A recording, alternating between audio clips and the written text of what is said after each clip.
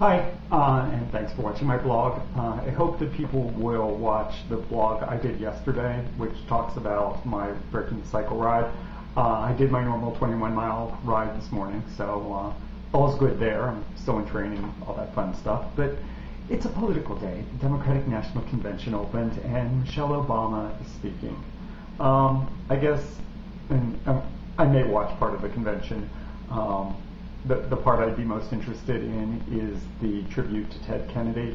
I'm sure all people's wishes go out to he and his family.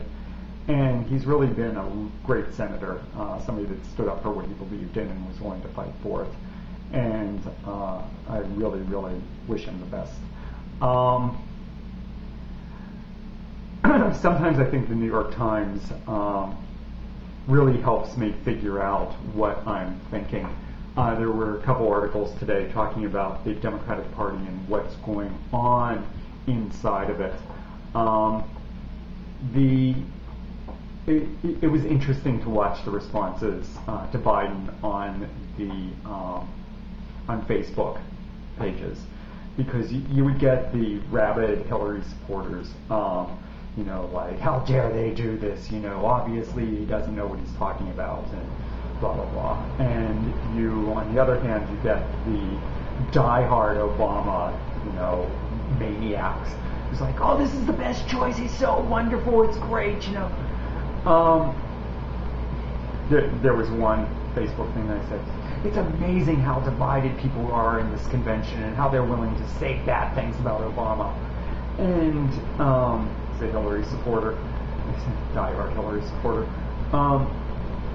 I think that if you look back at some of the things that I've said in the past about Obama, that they're really coming into play now. That he isn't a strong candidate. He's got some serious, serious weaknesses. You can talk about change, but he doesn't have the experience. You can talk about a different kind of politician who's the exact same kind of politician. There's been a lot of criticism within the past few months about how Obama, made all these promises and then went to the center. He was going to vote against immunity for telecom companies that violated people's civil rights, and then he turned right around and voted for it and said, "Oh, but I always said I was going to do that." And the people had said, oh, he's different, oh, well, of course he had to do that. He's got to appeal to the middle class, the voters in the middle now. Which means he's exactly the same type of politician that I've always said he's been. So, when there's a Times article today talking about how people at the convention are really hoping that Obama will show, his strength, that he'll come out and show what he is, and that they're worried about his lack of experience. They're worried about, is he going to be able to fend off the Republican attack machine? And those are really, really valid concerns. You can look at the kind of fumbling of the McCain housing issue.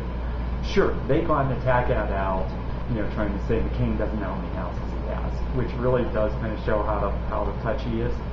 And then immediately the McCain camp comes out and says, but Obama can't even buy his own house. Somebody has to buy it for him. To mix a metaphor here, glass houses is the one thing that we've said about Hillary, and it's too late for that now, but the one thing we always said was, they really couldn't say anything new that you haven't heard about her. And that's true. With all this stuff about Obama, there's going to be new stuff coming out of that Republican attack machine on a daily basis. And will he win? Will he not win? I think it's really up in the air. I think that the electoral support was weak for him, that he lost states to Clinton, that he needs to win in the fall.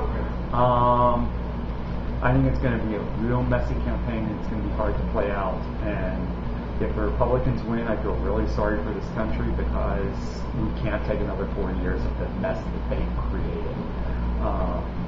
Anybody, I remember back in 2006 or 2004 when the Republicans took the Senate, and how they were basically bragging that they were going to take the Senate, that they were going to have the House, the Senate, and the presidency, and how they were already talking to banks and mortgage companies and big business for their wish list of things that they want.